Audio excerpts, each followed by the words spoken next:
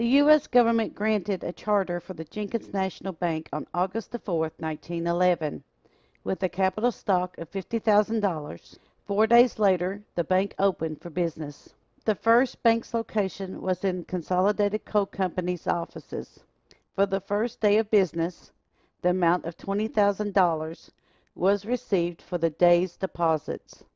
Within the first year, the deposits steadily increased to over $200,000. In January 1912, the name of the bank was changed from Jenkins National Bank to First National Bank of Jenkins, since it was the first bank in Jenkins. This decision was approved by the U.S. government within just a few days and began operation under its new title. The bank will be moved during the month of September 1912 to a new building. The bank acquired a fire and burglar-proof time lock for the Mosler safe and fireproof vault. There were also safety deposit boxes installed for the customers' use who wished to protect their valuables or important papers against loss due to fire or theft. There would also be a new steel door with a modern steel filling device installed on the vault.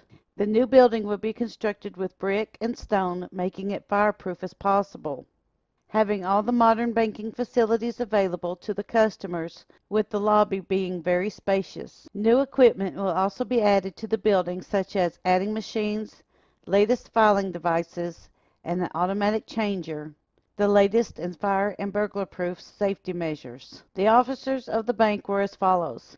The president was George T. Washington. Vice president was John G. Smith. Cashier was John E. Buckingham. Assistant cashier was W. S. Perry.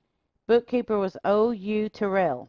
On the board of directors, Colonel John C. C. Mayo, John G. Smith, George T. Watson, John E. Buckingham, and W. H. Potter.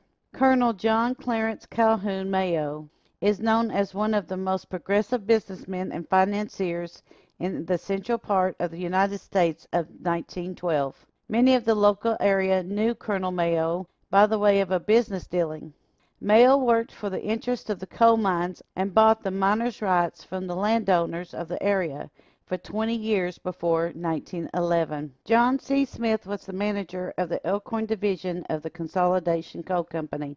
George T. Watson was also the vice president of the Consolidation Coal Company of Baltimore, Maryland at the time. John E. Buckingham was well known in the banking circles of eastern Kentucky at the time. He was associated with the Paintsville, Kentucky National Bank of Paintsville since its organization in 1900. W. H. Potter, who was well connected with the First National Bank of Pikeville, located in Pikeville, Kentucky, and the Union Bank of Whitesburg in Whitesburg, Kentucky. W. S. Perry, the management of the bank, will be under the direct supervision of the board of directors. Mr. Perry had been working in the banking business since his early youth. Terrell is an expert accountant who has had a very wide experience in bank accounting. Being part of the national banking system, the First National Bank of Jenkins is subject to the supervision of the U.S. government inspectors twice a year by the National Bank Examiner. This inspection includes checking the books, counting the cash on the premises, checks their accounts to make sure that they're correct, and makes a thorough examination of the financial condition of the bank. The bank is also required 5 times a year to make a report to the U.S. government that reflects the condition of the bank. The U.S. government determines when these reports are due. This concludes the article on the First National Bank of Jenkins of 1911. We thank you for continuing to support Kentucky Tennessee Living as we bring you the history of the Appalachian Mountains. Please like, subscribe, share, and ring the bell for notifications of future videos. And be sure to leave us a "Hey y'all" in the comment section below. Thank you for watching.